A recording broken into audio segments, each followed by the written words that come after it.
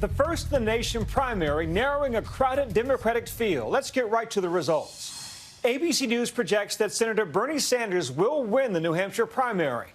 Former Indiana Mayor Pete Buttigieg also having a strong night, finishing second. Senator Amy Klobuchar of Minnesota surpassing expectations in third place, followed by Senator Elizabeth Warren and former Vice President Joe Biden. We now turn to ABC political director Rick Klein. Rick, what do you make of tonight's results? Byron, we have a clear winner in New Hampshire, but we have no more clarity in the Democratic race. Bernie Sanders gets the win. He gets the most votes for the second week in a row. He's able to declare victory out of the state for the second election cycle in a row. But Pete Buttigieg, hot on his heels, very close behind, actually walking away with just as many delegates out of the state as Senator Sanders. Meanwhile, Amy Klobuchar, she is the surprise of the night. She gets about 20% of the vote after being in the low single digits. That ABC News debate on Friday night, vaulting her now into contention in this race. The fate of Elizabeth Warren and Joe Biden, a big part of the story. Big disappointments for both of those candidates. There were very high hopes for both. They will try to bounce back. And of course, Mayor Mike Bloomberg is waiting on the other side of Super Tuesday with all of his billions. All of the Democrats know that, and it is coloring their expectations. So right now, there are a number of different paths that have opened up in the Democratic field for different candidates, but there is really no more clarity about where this race is headed. We are looking at a whole lot of unformed paths and maybe a lot of anxiety among Democrats about this nomination contest ends. Byron? Thank you, Rick. We now turn to ABC's David Wright, who's been on the ground in New Hampshire documenting the lead-up and aftermath of tonight's high-stakes political showdown. Tonight in New Hampshire, the thrill of victory. We're going to Nevada. We're going to South Carolina. We're going to win those states as well. A campaign that some said shouldn't be here at all has shown that we are here to stay. I'm Amy Klobuchar, and I will beat Donald Trump. And the agony of defeat. Right now it is clear that Senator Sanders and Mayor Buttigieg had strong nights. We just heard from the first two of 50 states, not half the nation, not a quarter of the nation, not 10%, two.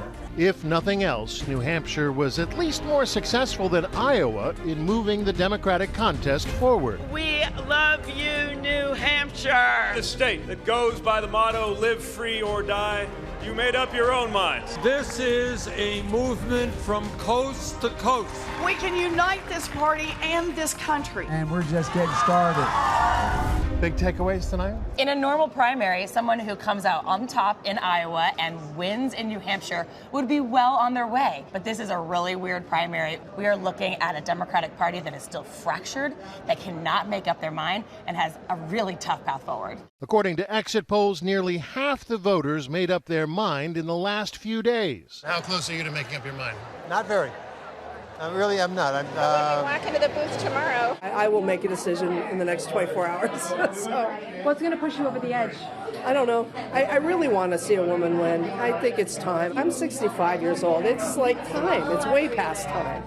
Nearly half said Friday's ABC News debate was an important factor in their vote. So, as you've probably heard, we're on a bit of a surge. That seems to have been good news for Senator Amy Klobuchar, riding high after her strongest debate performance yet. Let me just ask, is anyone else on the stage concerned about having a Democratic Socialist at the top of the Democratic ticket? I'm not. Senator Klobuchar? Even though he and I are friends, I just don't think that's a political philosophy, economic philosophy that we should have leading the ticket. This is a small and scrappy campaign. And tonight, she is pulling ahead of many of her rivals who have invested more resources into this state. Moderate Democrats were clearly shopping around. Are you an undecided voter? I'm an almost decided voter, I would say. I think she's pragmatic. I think that she can appeal to a broad group of voters. I like the idea of having a woman as a president.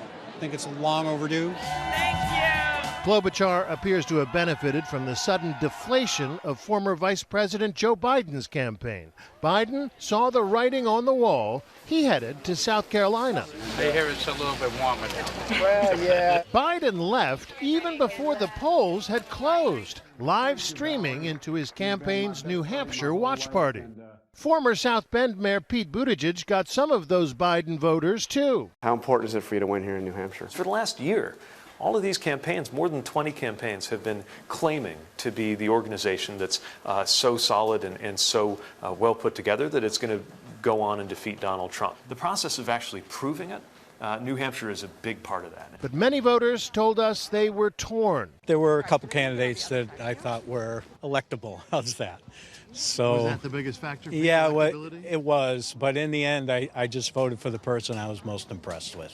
The reason I struggle with the choice is the person I chose, I'm not sure can go all the way. Your gut says Warren, yeah, and your practicality says Buttigieg? Yes, but then there's also electability, not issues, but hesitations with him too. So, not sure. Just weighing what this country is ready for. We got this. The candidates slugged it out down to the wire. At this point, there's not much more the candidates can do except try to gin up some enthusiasm. Senator Warren is doing that here. She has strong support, including Campbell Harvey and her poodle, Susan B. Liz Warren is who I voted for, and I've watched her for a long time. Very impressed with her. Do you have high hopes for her here? I do, actually. It's time for a woman president.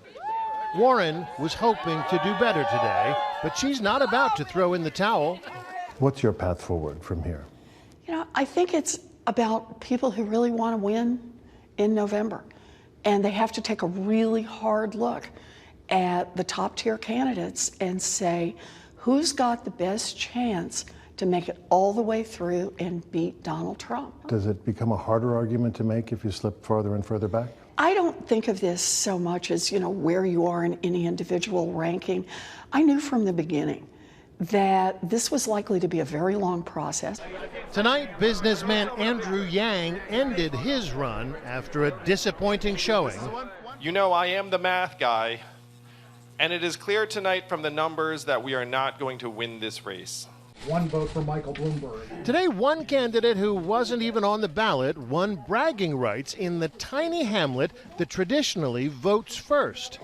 Dixville Notch, population 5 people, gave 3 write-in votes to billionaire businessman Mike Bloomberg. He called them personally. He did call.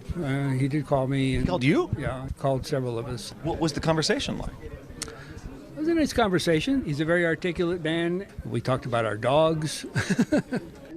It wasn't a clean sweep, but it did allow Bloomberg to muscle in on the morning news cycle.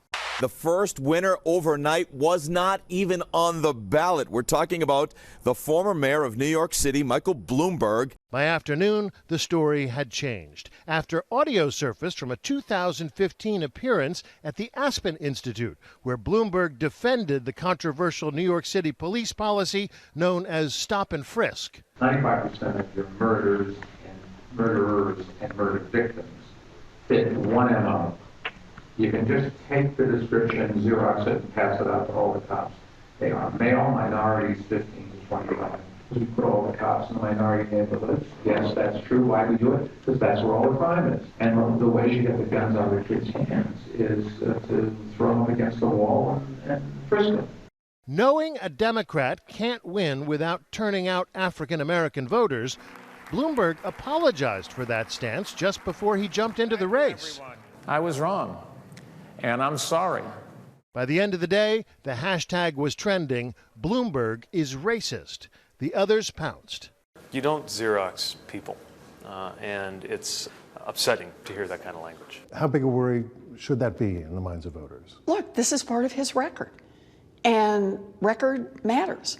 It tells you about a person, what they've been out there fighting for. At the end of the day, is it any clearer who the Democratic standard bearer is going to be?